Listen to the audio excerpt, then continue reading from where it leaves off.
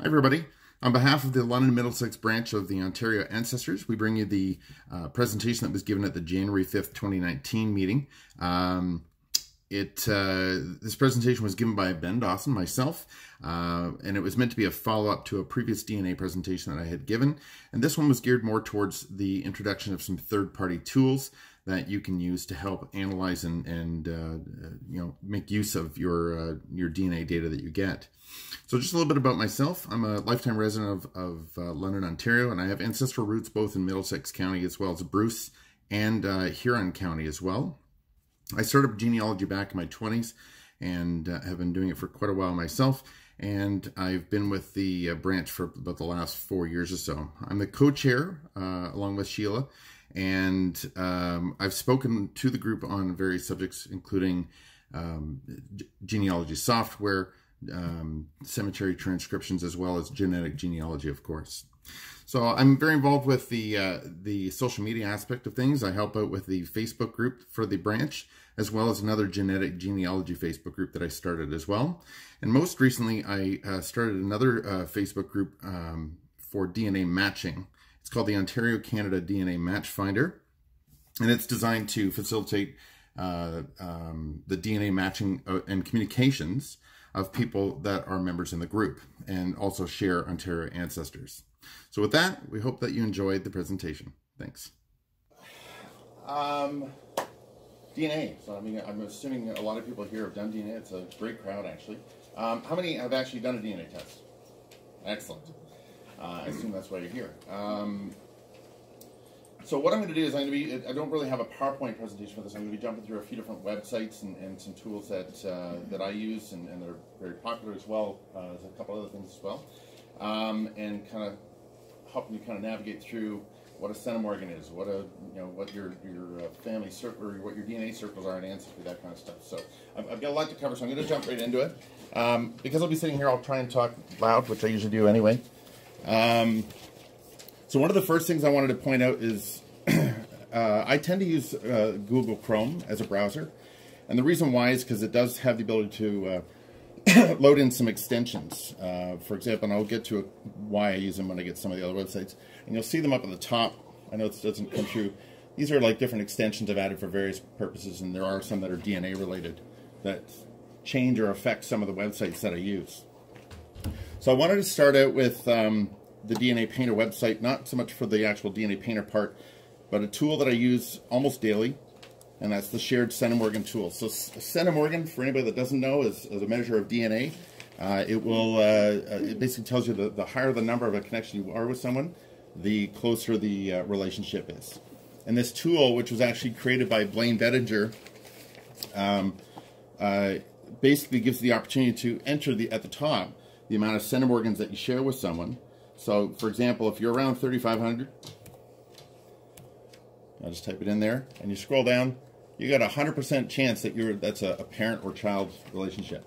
So that's, you can't really see it here because the color's not great, but there really are only two different relationships that fall into that amount of centimorgans. However, on the flip side, if you put in, say, 450, you got an 85% chance that it's one of these relationships, 13% chance of these. So basically when you scroll down, you'll see that it's been narrowed down to the potential. So if you've got a match of a certain amount of centimorgans, this should be one of the first places you go if you want to reference it and find out what relationships it might be and what it might not be. This database is made up of over 50,000 DNA matches, so it's very well researched. So there's three numbers. There's an average, and then there's a low and a high.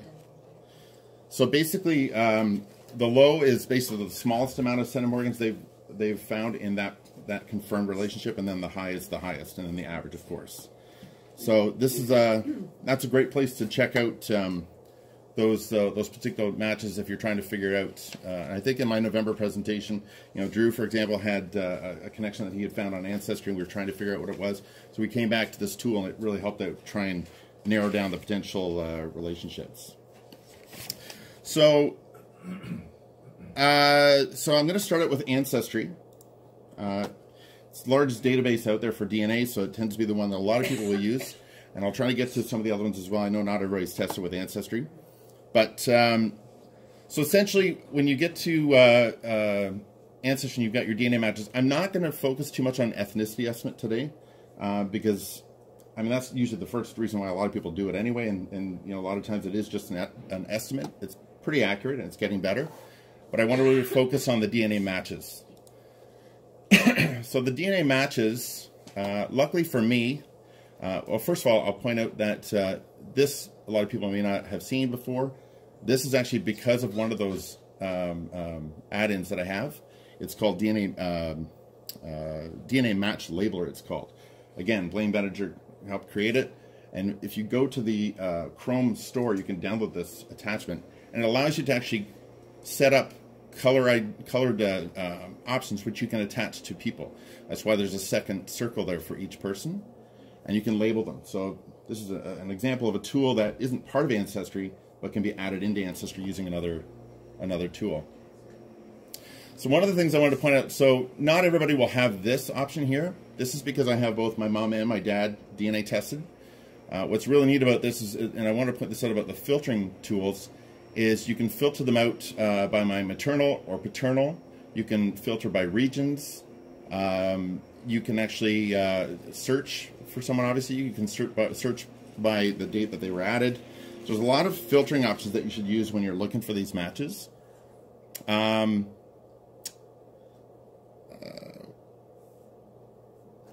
Sorry, I'm just gonna be jumping around here a bit. So one of the things you're gonna notice as I go through my DNA, this is my mom and my dad, for example, is that my notes are right on the main screen. And that's also done by another tool that I've downloaded called MedBetter DNA. And so MedBetter DNA is an extension that actually takes the notes that you normally have in your match, which you can't see on this main page, and it brings them out and puts them there. So I like to be able to scroll through my matches and actually see all the notes that I've made for everybody as I go through. And that's really, really handy. One of the things that they've changed recently is the actual shared amount of DNA for everybody is now on the main page. It used to be kind of hidden once you went into your match, so this is a big help for anybody that really didn't even know what a centimorgan was or what they're looking for. So going through my matches, I mean, it's always best, and I'm sure a lot of people realize this, you know, to start with your biggest matches, the ones that have the highest amount of centimorgans. My sister, for example, so, you know, a sibling, about 2,800 is I think, around close to the average.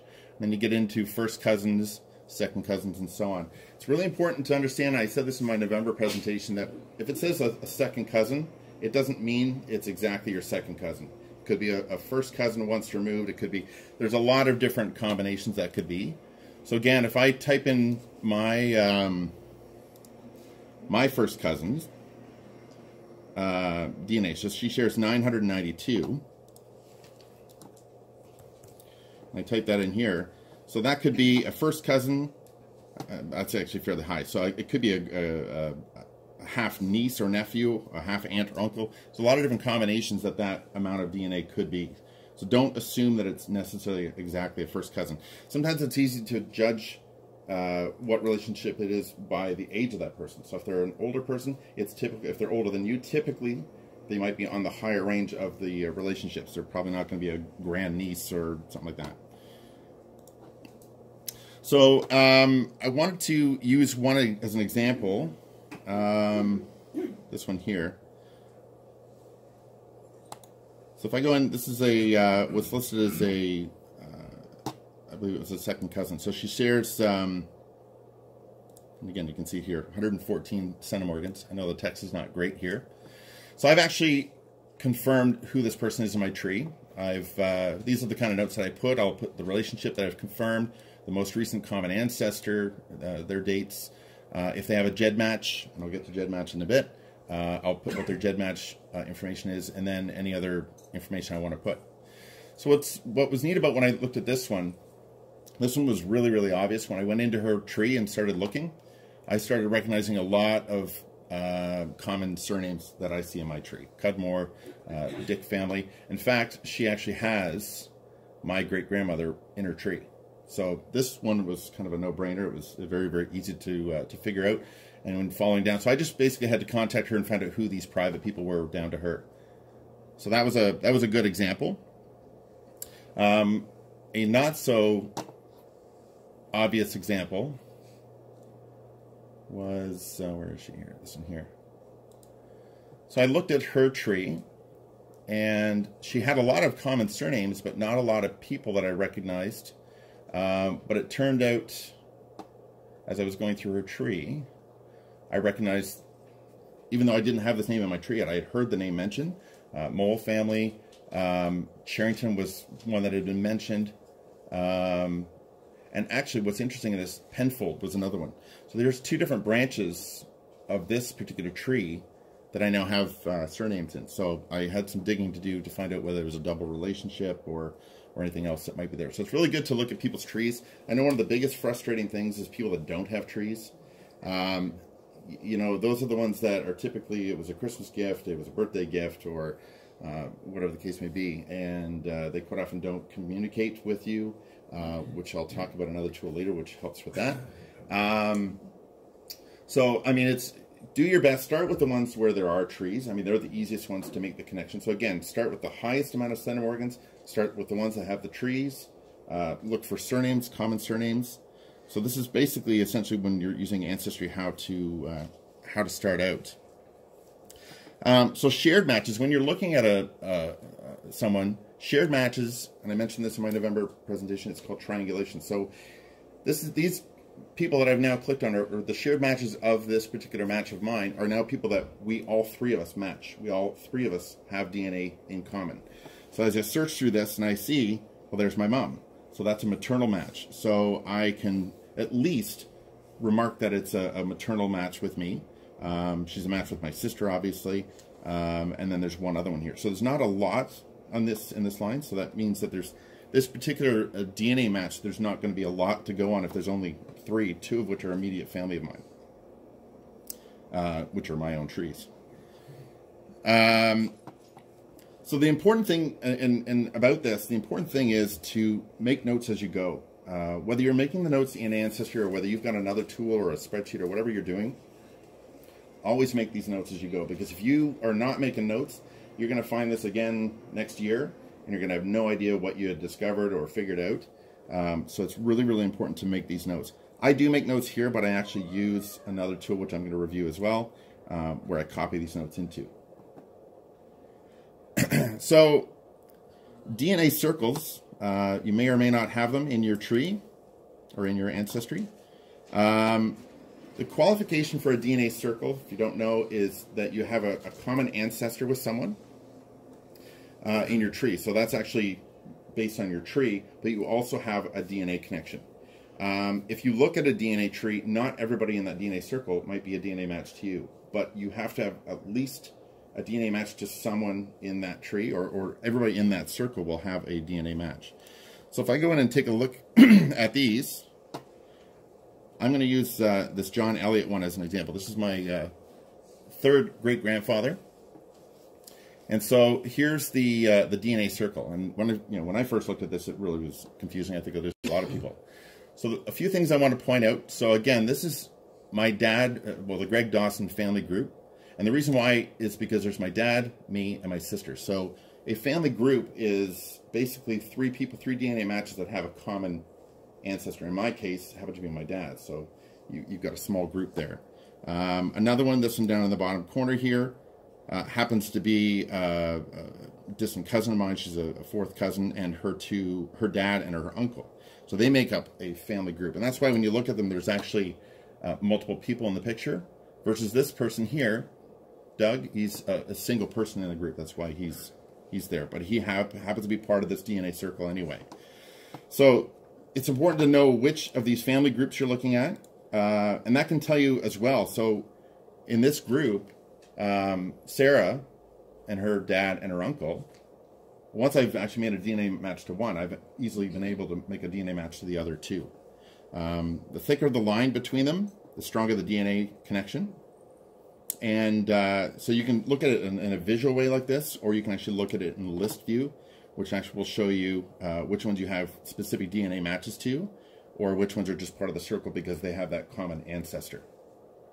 So that's kind of where to start. The DNA circles can really help out quite a bit. What's interesting, I have a second DNA circle.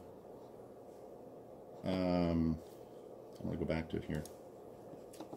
The reason why this is popping up over the side here, this is actually another add-on I have. I won't really review it because it's a tool that basically takes data off and puts it into spreadsheet format for you if you want.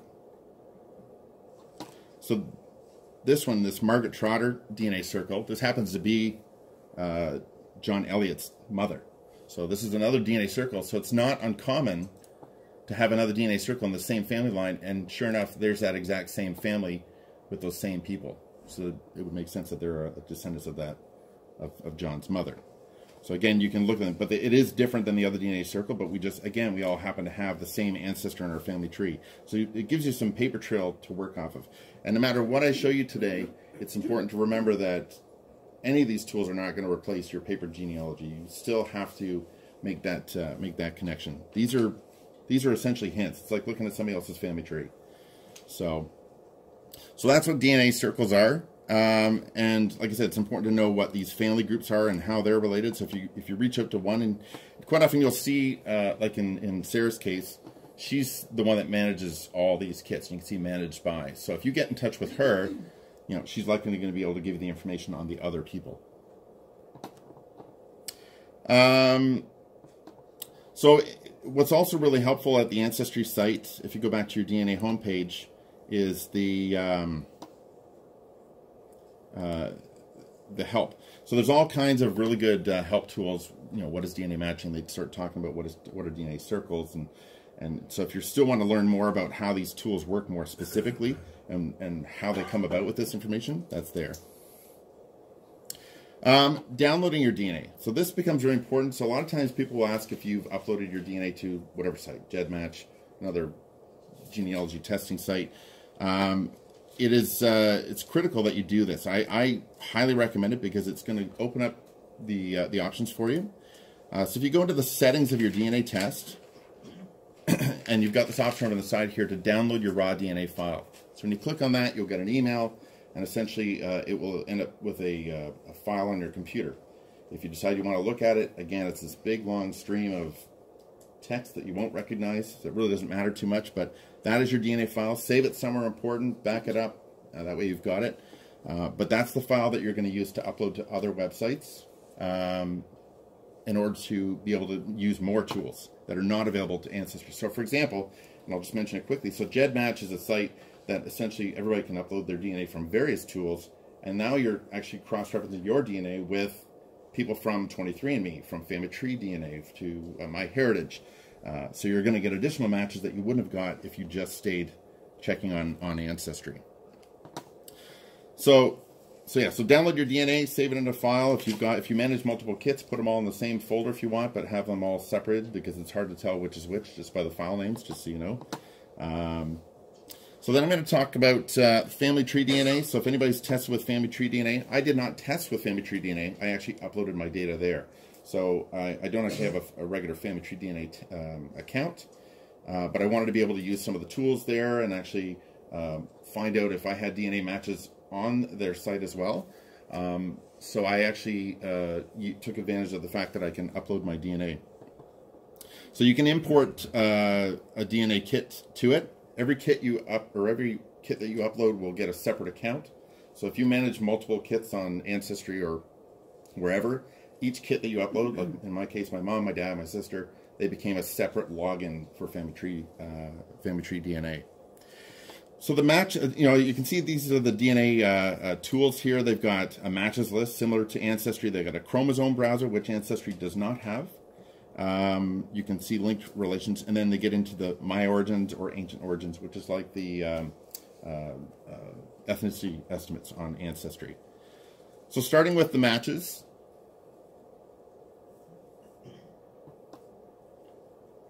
So again, these are matches that I have with my DNA kit and on Family Tree DNA users specifically. I've uploaded my mom, my dad, my sister, my cousin, and a bunch of other ones as well. I haven't actually had too much time to even get in and start working with these matches, but it is quite an extensive list. So essentially you've got the name, the match date, when it was found, the relationship range that they think it is, how many centimorgans they are, the longest block of shared centimorgans, whether it's an X DNA match. So we talked in November about X DNA. So knowing your the patterns of X DNA as an inheritance is important. And then you can link them to your tree. So these 4 people I have linked right into my tree that's on Family Tree Maker, or sorry, Family Tree DNA. And you can actually, I haven't done it yet, but you can actually submit when you're setting up the account what ancestors or what surnames you're looking for or are important. And if you notice as I scroll down, some people have actually done this. So this Gary Trimmer, who actually pops up in about 4 different DNA sites that I use, I've almost figured out exactly who he is, but he does have the Troyer name, which is on my dad's side. And they're originally from Pennsylvania, immigrated up to Ontario. So just this information here alone gives me a lot of information when I'm actually using it. Further down, there's actually, what was it here? Turner, Herbert. This one here, so there's some Elliots, which is part of my tree. So some of these surnames definitely make sense to me.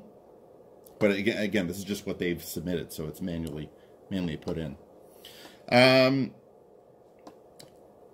There are actually a lot of filters. So similar to Ancestry, they have paternal and maternal links. I actually literally just uploaded my mom and dad last night, so this has already been done. So they have a few, and then of course both would be my sister, because she's related to both. So, you know, as you go through your matches, and if you click on a match, I'll use this Gary Trimmer guy as an example. This is what pops up. It gives you a little bit of information. If he's actually done a Y-DNA or a mitochondrial DNA test, you'll see that as well. And this is kind of hard to read, so I apologize. And then again, the ancestral surnames that he submitted in a longer format, so it doesn't always show on the main screen, so it's always important to go in there and look. You can make notes on them. So there's these little icons here. So there's an option to make a note on people with contacting them. Again, it's using their internal system, so it's kind of like Ancestry that way. And also whether they have a family tree uploaded. And I found on this site a lot do, which is actually pretty good. Chromosome browsers. So I haven't really talked too much about chromosome browsers yet, but if you pick someone on your tree, and I'll use my mom as an example here, and hit chromosome browser. So chromosome browser, for anybody that doesn't know, is basically a visual image of where that person matches your DNA. Now, a parent is actually hard because it actually shows, because my parents will match my whole DNA on both sides, right? But if I was to use my cousin, first cousin, and hit compare, so this is a better example. So there are these little blocks of DNA where she matches me. And so this is important because if I find other matches that actually have in a chromosome browser, you can actually have multiple people in this where they all line up on the same part of your 23 chromosomes, then you can actually quickly figure out what part of the family tree they are.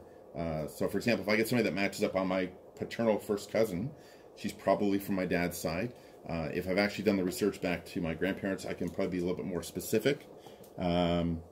Now, because this was an imported kit, there are some spots that what they call SNPs. It's a poor region, so you kind of have to bear with those when you're uploading from another site. Had I tested with Family Tree DNA, I probably wouldn't have those little sections like that. But you can see all three, well, all 22 autosomal DNA chromosomes and the X chromosome. So she does not match me on an X because X is, of course, inherited from for a male, it's inherited from the mother.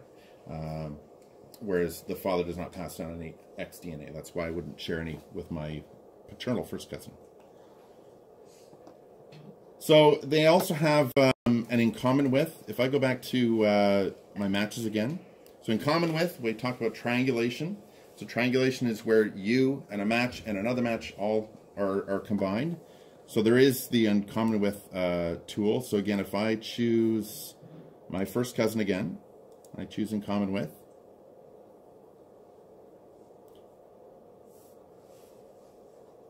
Sorry, I have to pick a couple people.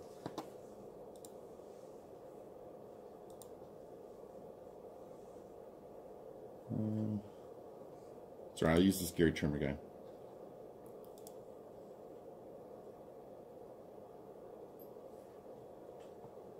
So what actually the short list that comes up, I don't know if that worked. Apologize.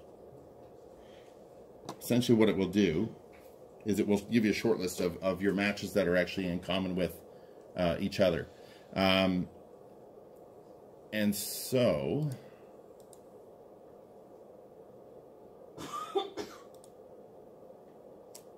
Sorry about that. So these are in common with my first cousin.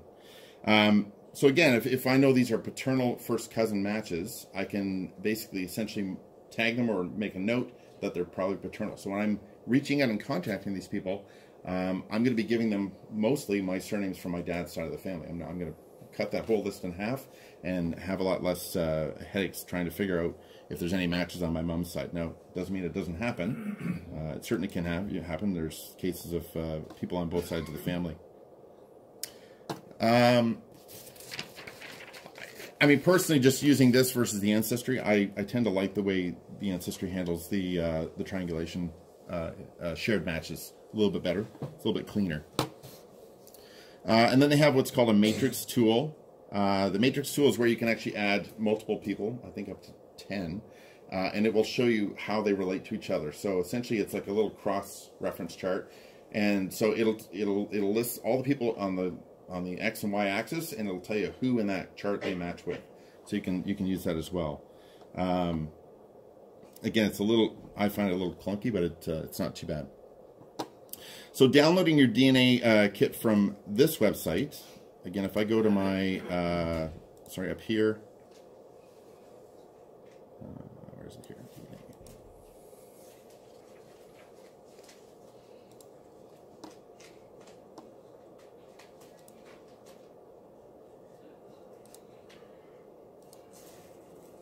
I think it's right on the main screen.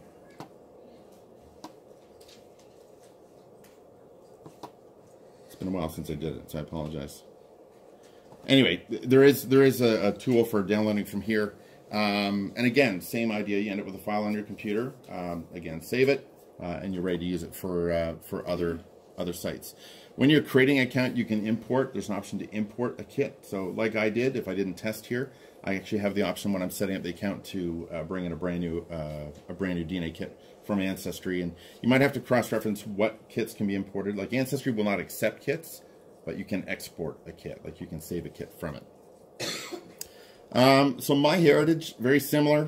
You know, under the DNA, you've got your ethnicity estimate, you've got your matches, and on the match list, I do like how they have the match list laid out on here.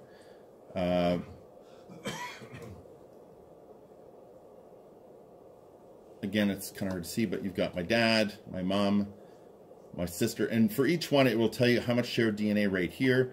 It tells you how many shared segments there were. The largest segment, you can view their tree. And then you can review the match. And I'll use this match here as an example. So mooring is part of my dad's side of the family again. And so when I go into it, it will tell me what they think the estimated relationship is. Again, take that with a grain of salt because it's probably not exact. And as you scroll down through it, you're going to see the ancestral shared surnames listed. Again, a lot of mooring. So this basically is pulling this from our family trees, both on mine and on hers. Further down, you're going to, so the mooring family, the Troyer family, these are all names that I recognize. Shared ancestral places based on our trees. So you're going to see some pinpoints. So this is really handy as well. Shared DNA matches. So this is where you would see your triangulated matches with this user. And so, for example, for me, my dad shares 3541 centimorgans on my side. To her, he's a 183 centimorgan match. So this is a really neat way for it to display it, that you're going to quickly be able to see how those relationships calculate. And it's always handy to have that shared centimorgan tool handy right beside it so you can actually get a better picture of what that looks like. Below the shared matches, and actually there is an option to see more of them if you want, there's actually a pedigree chart of her family tree. Similar to Ancestry, and again, you can't see this very well, but you know, we got over on the side here, we've got a Christian Troyer and a Magdalena Kober. I just happened to find a whole book on ancestry on the Cobra family tree and know that it's part of the Mooring family tree. So, you know, following this down, she actually has my second great-grandmother, Catherine Trier, here. So again, this is a match that was fairly easy to figure out because she's got half my ancestors in her tree, which is neat. Shared ethnicities even. So even if you want to start comparing your ethnicities with this person, that's there as well. So their match page, or the detailed match for each match on this website is quite good. And then at the bottom, they actually have the chromosome browser of that match. So again, you can see what segments all those are. But again, the problem with each of these testing sites is they have all this information right in their own, so it's hard to compare that with others without using other tools, and that's why I'm going to talk about some third-party tools as well. And the first being GEDmatch. So probably one of the key websites a lot of DNA users will use. GEDmatch is a third-party tool created by a couple guys down in California, and essentially allows you to upload your DNA kit, and you can use some of the reports and tools to come across reports. Now, one thing I'm going to point out that GEDmatch actually just went through a change, or just recently it was regular GEDmatch, it's now Genesis. So they've actually improved the tools, and they've actually created a new website for it. It's genesis.gedmatch.com. So you can actually follow the links from the regular GEDmatch site if you use it already. But going forward, you should be using the Genesis site, because the GEDmatch site is actually now frozen. It won't have any new data. There's no new kits going in, so your information is always going to be the same. And eventually they'll decommission it. So Genesis is definitely where you want to be. So it's a very simple looking website. There's not a whole lot to it. I mean, they tell you where the process is in migrating over to Genesis. They're actually 100% done now. So you can see I manage a bunch of kits. I actually have, before I got my parents tested, I actually had done what they call phased kits, which is using one, I actually had my mom done. I used my mom's DNA and my DNA to create a phased kit for my dad. So it basically creates a simulated DNA kit for my dad based on the DNA that's missing from our kits. So it has some neat tools that you can do that with as well. So looking through the website, there's some basic information at the top about it. There's how to upload your DNA. There's a whole section on that. And then you've got all your main DNA tools, everywhere from what's called a one-to-many, which is where it compares your DNA. I'll click on it just to show you. Compares your DNA to everybody in the whole database. So I put my DNA kit. So you get a new kit number. So when you upload it here, you actually have a GEDmatch kit number, and that's quite often you'll be asked what's your GEDmatch kit number. So you'll have that after a day or two after you upload it. When I say display results, I get this great list. You'll notice that, and you can't see that they're green, but these are actually a dark green color. The darker the green, the newer the matches on the site. So those are the ones I want to kind of focus on first, because I probably haven't looked into them recently. And you've got everything from their kit number to this column with all the A's will take you to a one-to-one comparison with that person. Then you have the name that they're uploaded on the kit.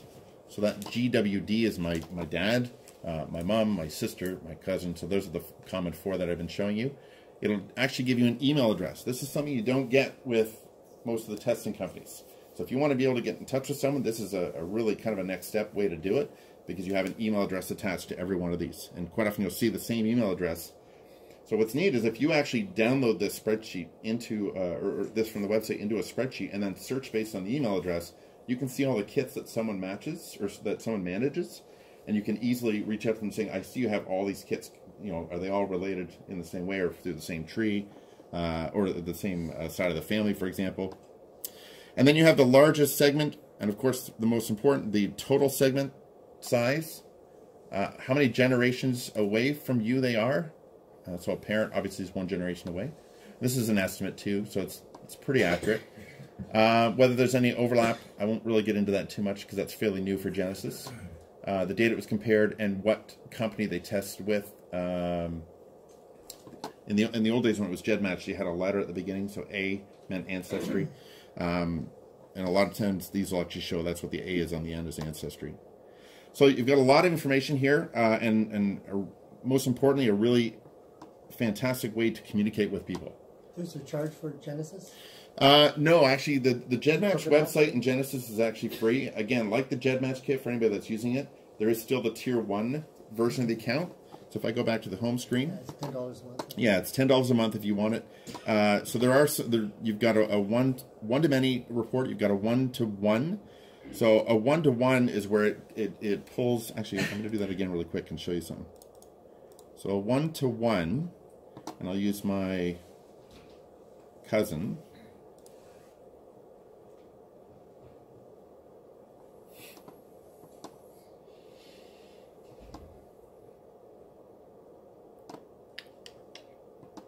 Do you have to download the kit in again for Genesis? No. No, anybody that's got a GEDmatch kit already will automatically be migrated over. If you're putting in a kit for the first time, you'll have a new Genesis kit, which the format's a little bit different. So this is my one-to-one comparison with my cousin. So it tells me on the first chromosome, we have all these different segments that we match, and there's a visual way of seeing it on a chromosome browser. Again, chromosome 2, 3, 4, 5, 6. We don't have anything on 7, 8, 9, and it goes on. So you can actually really quickly kind of browse through this. Some people export this information to a spreadsheet. That's how they like to keep track of it. Again, I've got a tool which I'm going to get to, which takes care of a lot of this. And at the bottom it tells you some information about how many shared segments, the total match. So this is, once you're starting to work with someone one-on-one, this kind of a tool will be helpful to kind of find out exactly what chromosomes you match on. So it'll help you narrow down what branch of your family it might be. Again, if you start comparing it to other kits where you've got confirmed matches.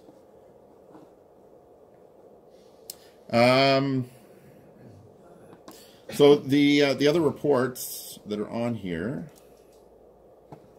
go back here. So we've talked about a one-to-many and a one-to-one. It's a little slow here.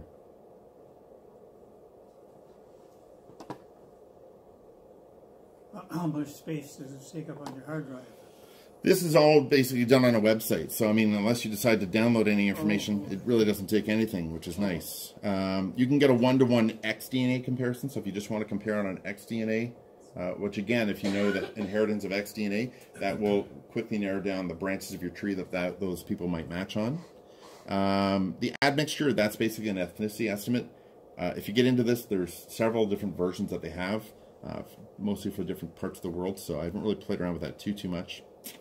You can use this tool, which is people who match both of one or two kits. So you actually put two kits in. It's the triangulation that we're talking about. So that can be handy if you're trying to figure out if three people are part of a triangulated group. They have a 3D chromosome browser, which is pretty cool as well. And then the Tier 1, which is the paid account. So if you pay $10, you get 30 days worth. And you have a more elaborate one-to-one and a more elaborate one-to-many. You have options to do segment search, phasing, which is what I was telling you about to create that kit for my dad, a better triangulation report. And some of these reports are required for some of the other tools that I'm going to get to as well. So especially when I start talking about Roots Finder, the Tier 1 is mandatory. You can sign up for a month and then cancel it if you want. You don't have to keep it going. And then there's some help tools on here as well. So it's an excellent site. It's kind of a launching point if you're going to be using a lot of these other third-party tools. And if you're, like for example, the Facebook group that I'm going to talk about requires you to have a GEDmatch kit number in order for it to work. The only problem with Genesis is they don't put up the family trees, the GEDcom. Yeah, so you can actually, that's a good point. So you can actually upload a family tree to these sites. I think there are still some future additions they're going to make. So in GEDmatch, the original site, you can actually have a GEDcom file uploaded. So you can actually see users that actually had a GEDcom file and start looking through their family tree as well. So I think that's coming to Genesis as well. They still got a maximum number of people you can put in it? You mean for the report? Yeah. Actually, the one-to-many report for GEDmatch was 2,000 people, and I believe the Genesis will do up to 5,000. So on sites like my Facebook, people are finding you can't figure out why they have someone who's matched and another person doesn't. Well, they might have used a GEDmatch report, the other might have used a Genesis report. So, so going forward, Genesis is the way to go. So coming back to DNA Painter, I'll go maybe to the home page, and while I'm at this, I want to actually show you how this works. It's a jet match. I'm going to run my one-to-many report again.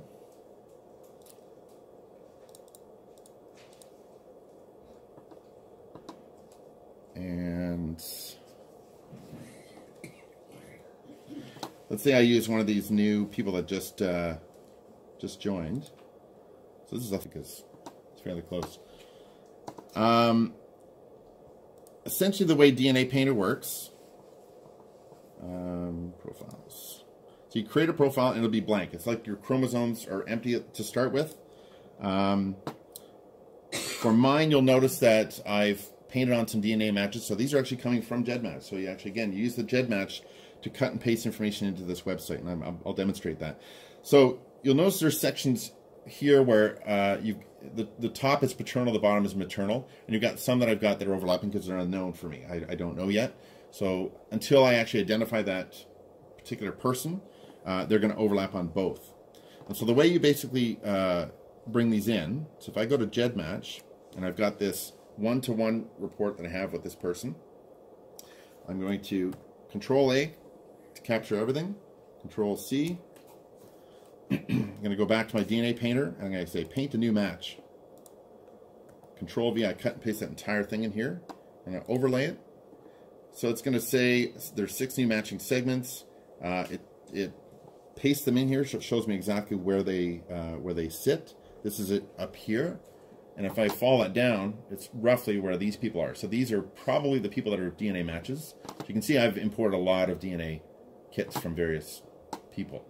And that is all on the 3rd chromosome. So, and then down on the 11th chromosome, here is where that match comes up. So again, this person and this person probably are coming from the same common ancestor.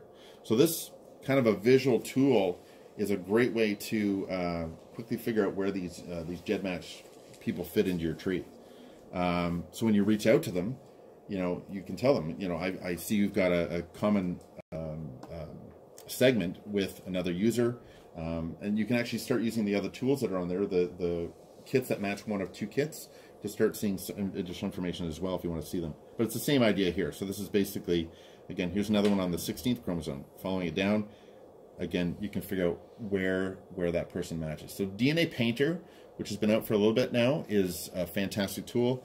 And what's neat about it is once you, any one of these, I can click on them, and I can say view that match, and it'll give me information about them. It'll tell me other people that they match. That was a bad example, but anyone that has like longer segments, like a first cousin, there's a lot of information there. And then you can start creating these lists at the bottom, which are common ancestors that you want to identify. And so they become in your tree or in your chromosome browser, identified areas of the chromosome browser. Like this yellow section right here are all people that came from James and Elizabeth Dawson, which is my ancestors. And I've identified them because I've identified those people. They're no longer unknown. I've identified some of those DNA matches in my tree. So DNA Painter is a fun one to play around with if you're looking for a more visual way to have it there. And again, up on the tools, this is where your shared Centimorgan tool is. So keep that bookmarked. Roots Finder, which is one that I use a lot. I came across this I'd say about 6 months ago, and so Roots Finder is a typical genealogy site. You can upload a family tree and keep track of your tree and everything there, but they've incorporated some DNA tools, and for now they're still free. There is an indication that there will be an annual cost to use it. I think it's under $40, so it's probably one of the best values out there. So if I go into my group or my family tree,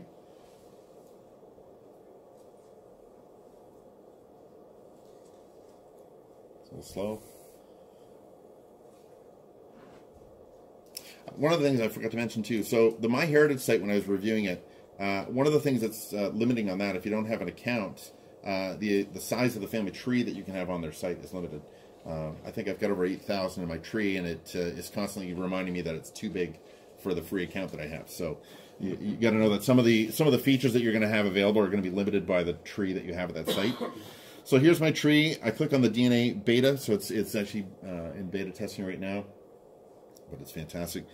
So I have actually imported information from multiple sources here: GEDmatch, MyHeritage, Family Tree, DNA, and Ancestry. So you can create a profile for each. I personally would like to see it where they're all combined, but I mean, for now they're separate. They each have their own method of bringing in the information. I'm going to focus on the GEDmatch one for a minute. So when you click on it, the first thing it's going to show you is your match list, which I have imported from GEDmatch. And it's basically imported.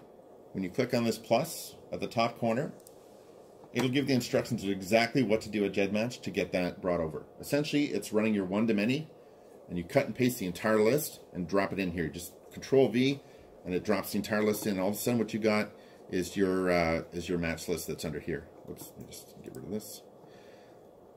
So I've got, again, my dad, my mom, my sister, my cousin, and so on and so on.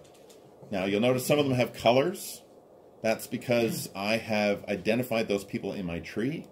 So, for example, my cousin Lisa, when you click on someone, it gives you more detailed information about that particular kit. It's hard to see because it's kind of small here, but it gives you the kit number at the top, that she's a female, an email address that's attached to the kit in GEDmatch, where the source came from, obviously GEDmatch, the website right to it, so I can click and it'll go right to GEDmatch site. If there is a tree, which there is for this one, there's a link to it.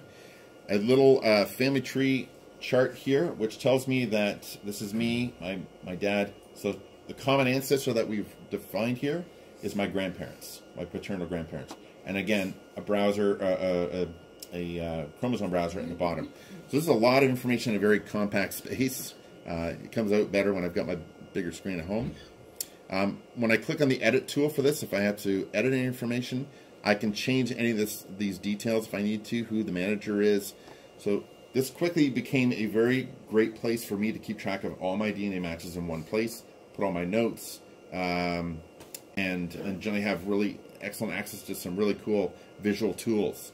So under notes, I can keep as many notes as I want there. I can attach ancestral surnames that I've found on that line, locations, so there's a lot of places for notes. What the DNA match is, if it's unknown, I would leave it as unknown, but this is someone in my tree, and because I have my tree on Roots Finder, I've just basically uploaded it as a GEDcom file from my software. I can identify that person, and that's why she has a color. And if you saw it, it's actually two colors. It's actually a shade of, I think, yellow and green, because it shows the colors on that side of the tree. And all the different branches become different colors or shades of colors. And if she has a tree, again, I've got a URL for the tree that is on Genesis. It's there as well. And you can upload those right from Genesis as well. So, again, a lot of information. So my dad is blue, mom is red, my sister blue and red, obviously. My first cousin on my dad's side becomes blue and green, and so on down the tree. So there are ways, this option right here, when you, sorry, this one here. When I click on this and scroll down further, it actually lists people that we now triangulate with. So this is actually people that are on my, a match with myself, a match with my paternal first cousin. I could technically click on any one of these, go into the match list and say, in the family line of someone in my tree, and say, in the family line of my dad, because it's on my paternal line. Now, it's still to be proven, I suppose, but it would at least assign a color to that, and I would be kind of on my way. Or I could likely just put notes. So, so Roots Finder is a very, very powerful tool. So this is your match list, which is the first of the reports. You've got, that's what that was.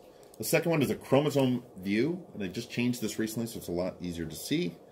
So again, it's got your 1 through 22 and your X chromosome. And if I click on one, each of these groups has segments, sections of my DNA that match.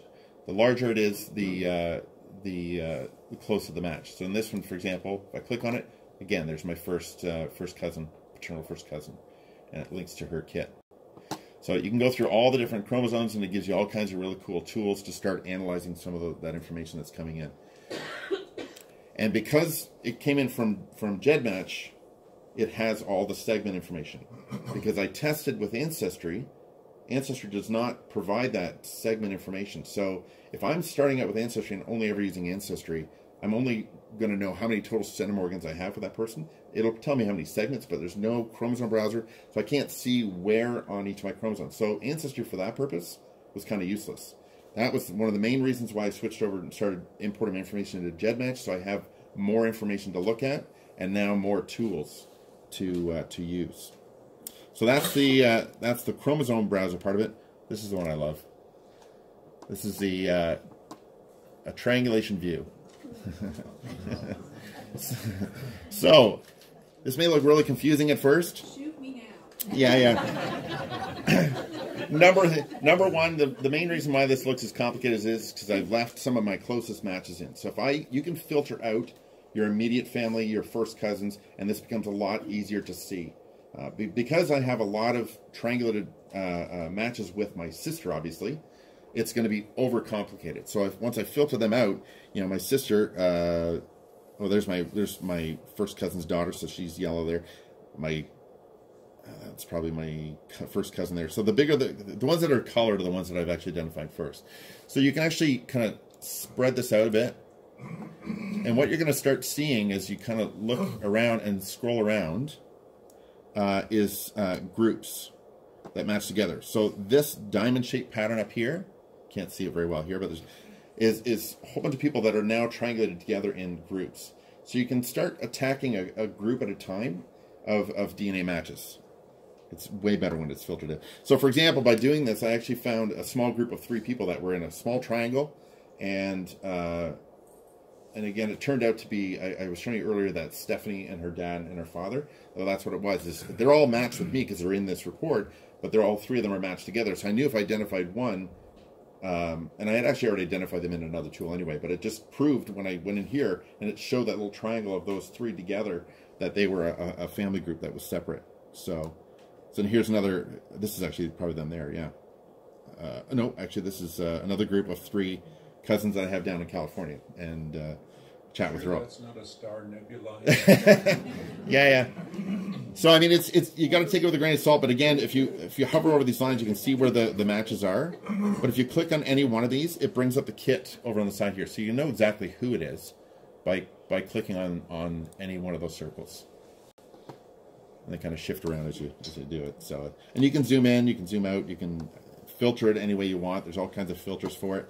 But this is a really neat visual way to see your DNA matches. And the last one, it's not really a DNA circle, but it looks like a big circle. And again, I haven't filtered out the biggest DNA matches that I have. So again, if I filter out my parents, my aunts and uncles, and my first cousins and stuff, this becomes a lot simpler to see. But if you scroll in and kind of move it around, you'll see that there's names all around the outside. And so this person who is, that's probably my sister. Yeah, that's my sister there. That's why I have so many coming off of her, because there's so many triangulated matches off of my sister. It overcomplicates this. So I would probably filter out the closest matches and then be left with a much more reasonable report to look at. And so you can go around the entire circle, and you'll see some of them kind of go up and kind of scroll back on themselves. But again, click on any of the names on the outside, brings up the kit on the side. It's 'cause, yeah, there you go. And then you got all those same tools. One of the neat things is once you've figured out, so there's my sister. Actually, that's a bad example, but so this one here. So again, if I show the matched people on the side, if I happen to have seen on this list, okay, so Sarah Stephanie King, that's a paternal match. I could technically paint all the matches on this list as descendants of someone or in a family tree. And again, I can attach them all to my dad all at once. I'd be careful doing that because it kind of overdoes it. I like doing them one by one, personally, but you do have that option to paint all the matches at the same time to a certain ancestor or to ancestors of a certain person in your tree, meaning a parent or a grandparent or something like that. So Roots Finder I've been using for a while now, and it's pretty powerful. I mean, I don't use the rest of the genealogy portion of the tree. If I get a new DNA match, what I will do is, I mean, I use Family Tree Maker, so I usually put all my stuff in there as well. But in order to put a DNA match or attach it to some of my family tree, the tree that I have here, unless I'm constantly updating it, I have to go to the tree and add that person. So I'll add that branch down to that person, link them to it, and then they're in there. So essentially, beyond my first import of my GEDMAT or GEDCOM file, this tree on here is only going to be for additional DNA matches that I make. So one of my newest and what's been taking up a lot of my time lately, the Ontario Canada DNA Match Finder. I'll tell you the background on this. I have some Irish roots, so I was on a Irish DNA group called the Irish DNA Registry, and it used the same tool that I'm now using in this website. It's of sorts, and essentially what it does is it tries to help you match with DNA matches of a certain geographical area. In the first case with me, it was Ireland. I happened to come across one that was Germany as well, and I found out now there's like 75 of these groups out there. So they're all over the place. There's ones for specific areas in England.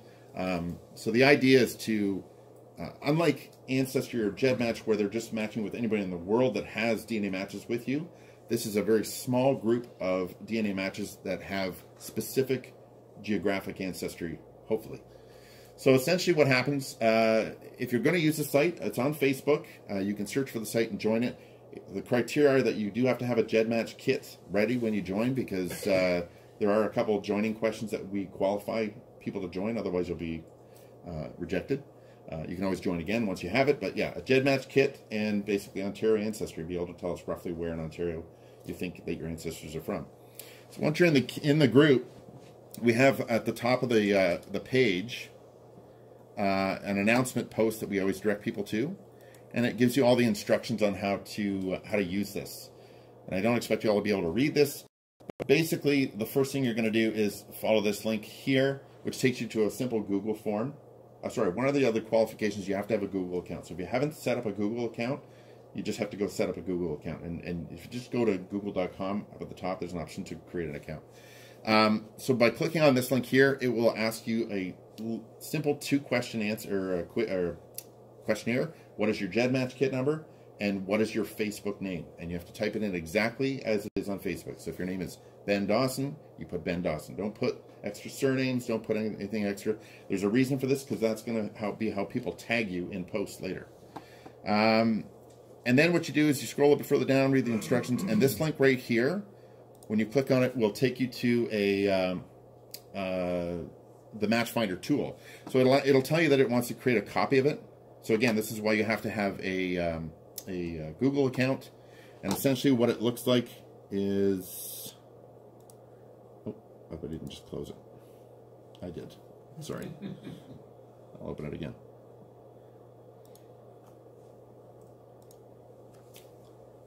So this also uses GEDmatch. So while that's coming up, I'm just going to GEDmatch again.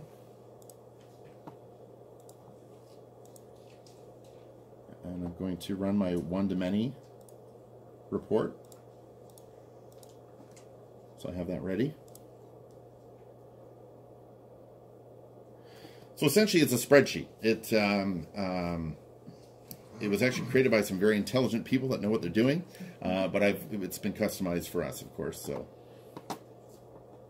essentially what comes up is this, and you have to be patient as this comes up, because you'll see that it's still working. You got to wait till it's fully loaded. You can read the instructions in the meantime. So a couple things, you can't use certain browsers, don't work with this. So Internet Explorer does not work. So again, use Chrome or Firefox, or you can't use Microsoft Edge as well. So the two Microsoft browsers don't work.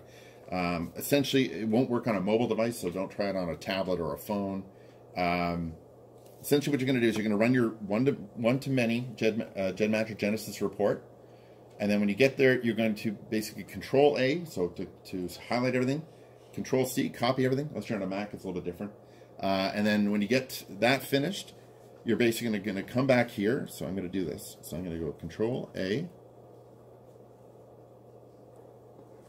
Control-C. I'm going to go back to my tool, and Control V and wait. So if you try to get too rammy with this, it won't work. You have to give it time to, you'll see it's copied in the background. And what you're waiting for, it's down on the bottom, is there's a new tab that will pop open once it's actually compared your information to the database. So essentially what it's going to give you is a list of people that are in this Facebook group that are DNA matches from your GEDmatch account.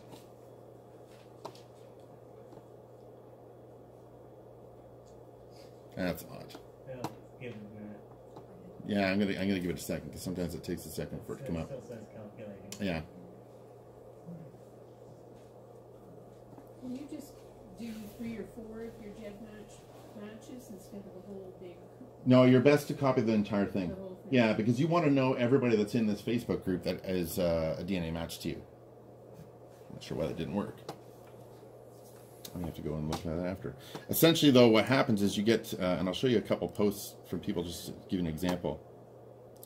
So then, if you're not familiar with it, there's a really good Windows tool called the Windows Snipping tool. If you go into your Start menu and just type Windows Snipping, it's a little tool for taking really quick and easy snapshots. So essentially what you do then is you take a screenshot of your matches, like this person did here. And you can't see it very well, but essentially what you got is a screenshot from the results of that match tab.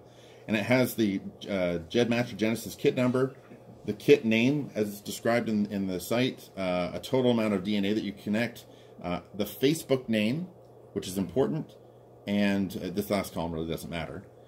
And so what's happened is this person has created a post saying matches to kit this is her kit, and then she's tagged everybody in the group that came from those Facebook names. Oh, is that, if we got the person right here? Excellent. Excellent. So, so essentially, what happens is all the people that are in the Facebook group will be notified of those matches, because as soon as you're tagged in a post, you get a notification.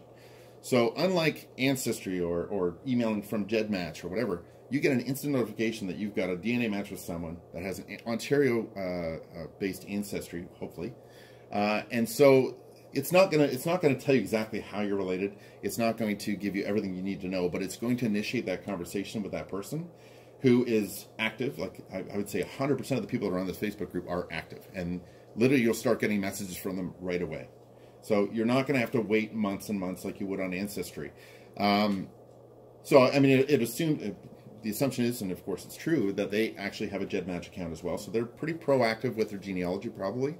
And have done a bit of research as well. There's a lot of new people to this group that you know, don't have all the knowledge, and so you'll have to deal with some people that maybe aren't as up on it, or if you're that person. So you might be dealing with someone who does know a lot more than you, so they might be able to help you out a lot. But the idea is it's instant communication with someone that has some common ancestors with you.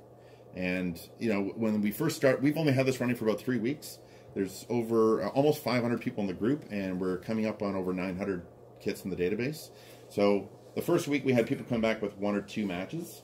Now we got people come back with, you know, 8 to 10, and it's just going to keep getting longer and longer. And, you know, you might have, it may be a common ancestor that you had from another country, but the ancestry migrated to Ontario possibly. So you're linking, like, so my father and grandparents immigrated from England. Yeah. So if there's common ancestors in Ontario, yeah, that have the same ancestors in England, then well, you know that everybody that you match with on this is doing it because they have some part of their family came to Ontario at some point. So really, what people generally do after this step is a common reply from one of the people that got tagged is, I have a family tree on Ancestry, here it is, or you can send a private message too, of course, or you can list the surnames of your Ontario ancestors. That's a really handy way to do it too, and that way if all of a sudden a surname looks familiar, then you can really start getting into comparing the family trees a lot more. A lot of times people will list those ancestors and the surnames, and the person that created the post will say, I don't recognize any of those. So it could be a DNA match somewhere else, right? But again, it gives you a starting place. And powerful introductory tool for sure. Yeah, absolutely. And if you're new to it, and as long as you can get past the technical part of getting your matches posted, you know, creating a spreadsheet. I've seen people that have just snapped one with their phone and they're posting there. Like, there's all different ways people are doing it, but I mean, that snipping tool in Windows is a really handy way to do it. I use it for work and stuff all the time anyway. So this is kind of one of the newest ones. It's keeping us busy because I've got about 4 or 5 people moderating it and administering it, and we've got some Facebook group policies. So make sure if you're going to join, you read those, because we want to stay away from having typical genealogy, paper-based genealogy posts. Like, I don't want people just posting their GEDmatch kit and saying, does anybody match this kit? Well, that's not how the tool works. So we gradually direct them how to use the tool, how to get that post, and how to start connecting with people, how to tag people. It seems to be a big problem. So if you don't know how to tag people, learn that before you start, because all you got to do is just start typing the name of the person. If they're in the group, it'll pop up, and then you can click on it, and it actually it'll highlight them, so it actually becomes a link, right? And like I said, it'll send them a notification. So, like I said, this group exists for Ontario. There's one for Ireland. There's other provinces in Ontario. I just got a request from someone to start a Quebec one because of the adoption laws in Quebec. I probably will be handing that off to someone else because I'm so busy. But it is a really powerful tool for connecting with similar geographical area people. Any questions? What did you say the name of the Irish one was? It's called the Irish DNA Registry. Yeah, and then if you search the country name and then DNA, quite often it'll come up in a search on Facebook, because there's quite a number of them. I know there's several for different counties in England. I think Atlantic Canada, there's one, and probably will be one for Quebec soon, I'm assuming. Yeah. Are there groups for like specific Huguenots or or more the ethnicity piece of it rather than where they came from? So what's neat about this tool is it can be adapted to pretty much anything. So there are people that are doing surname-based ones. There are people that are doing, like, again, ethnicity-based ones as well. So there's, if you search for them, I'm not sure if there's a specific list. If there is, I'll try and get it posted. There is, and someone posted it on this. In this group? Yeah, okay. So there's, this has been going so fast. Yeah, so there are lists out there of what are all the different websites. Once I found the German one, I realized this tool was being used by multiple sites, and I had been trying to figure out whether I can get my hands on it, and I finally got in touch with one of the admins and kind of worked with them to get it set up. So, so I've kind of adopted this one. And it's worth noting that this tool and this concept, especially with Facebook, which is so open, is evolving so fast that we spoke about Ireland a second ago. Now they're even looking at, like, my family's from County Down. There's one actually for the County Down area that my sisters are encouraging me to get on. But it's happening so fast, and it's zeroing in and focusing. That for immediate, for using it as a tool to connect with people that are actively searching today, versus they were in a year ago and you never hear back from. This is a powerful tool. Yeah, but you won't have a life after you get older. That's why I have good moderators. I have people that monitor it and watch for stuff that breaks rules, and like what we don't want people doing is posting like screenshots right from GEDmatch, because there's email addresses in that, and there's people that are not part of this group, so we don't want it to become a place where there's security risks or things like that. So just know that if you do decide to use it, we're very quickly removing those kind of posts and monitoring it very, very closely. There's we got people they're around the world, these moderators. So when I'm sleeping, there's other people looking. I just tag you on that list if you want to bring it up. Oh, there we go.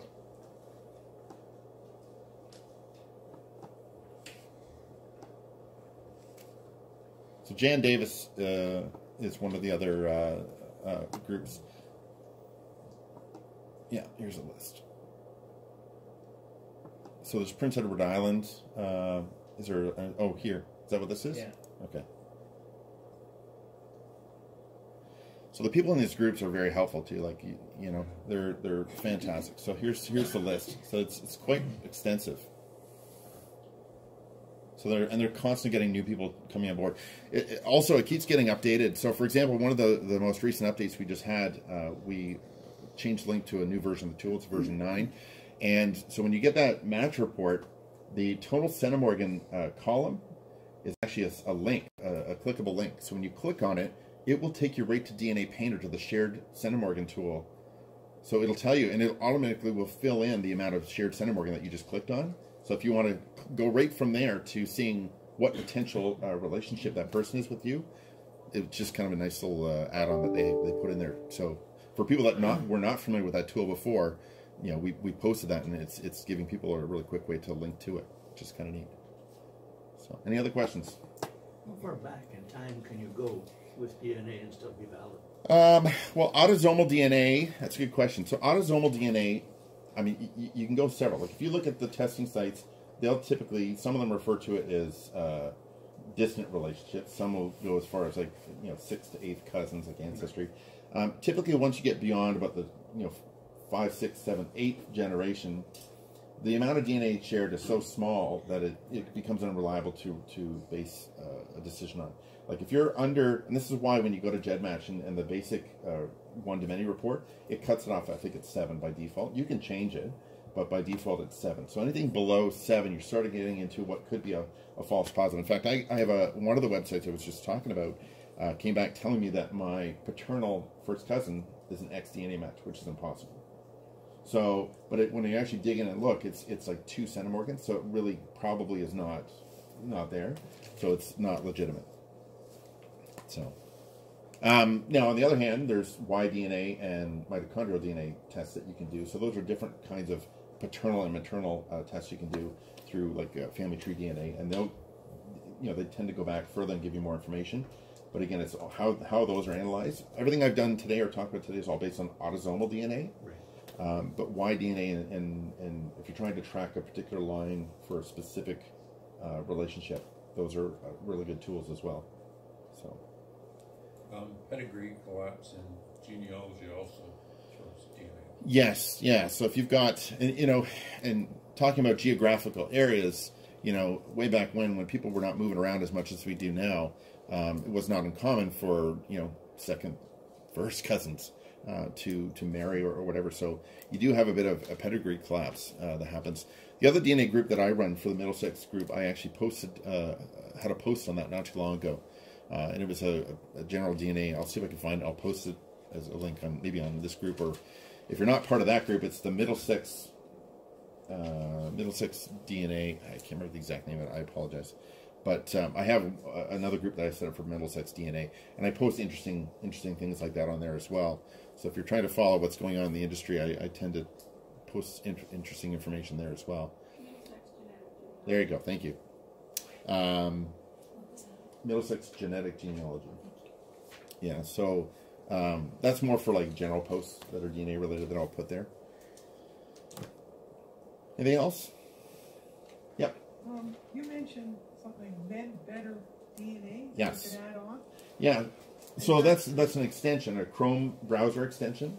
So if you go into Chrome and there's links to, or if you just do a Google search on the Chrome extension store, I guess it is, or it'll take you in and you can search for that specifically. So it has a couple purposes. The one that I use it for is on the Ancestry site, where it actually puts my notes out on the main page of my matches. That's the primary function that I like it for.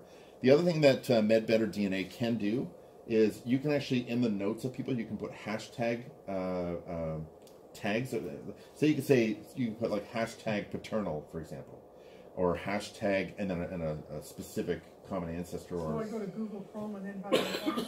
Yeah, well, up in the top corner of your Chrome, there is, well, you can just do a Google search on the Chrome extensions.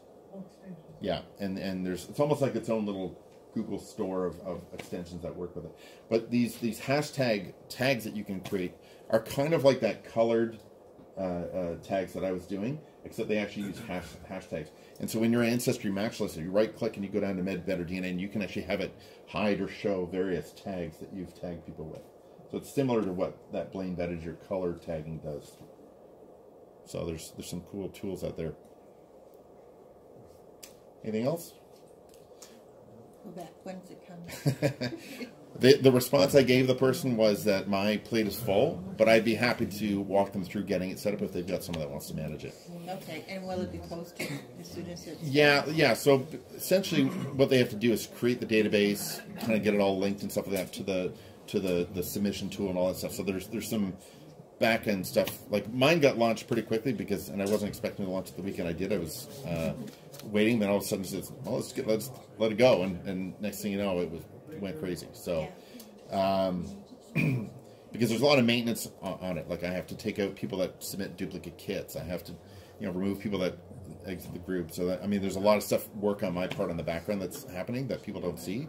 So to run a second group would be a lot of work. So the person that asked me, I'm going to see if they have either themselves or someone else that is interested in managing it, and then I'll get them in the admin group that got me set up, basically. Okay. But yeah, essentially it was because of the adoption laws in Quebec that a lot of people in Quebec are turning to DNA testing to help find some of these adoptions that are mysteries. So, yeah. Because the adoptions were recorded or weren't recorded? I don't think they're as public as they are elsewhere. I don't exactly know.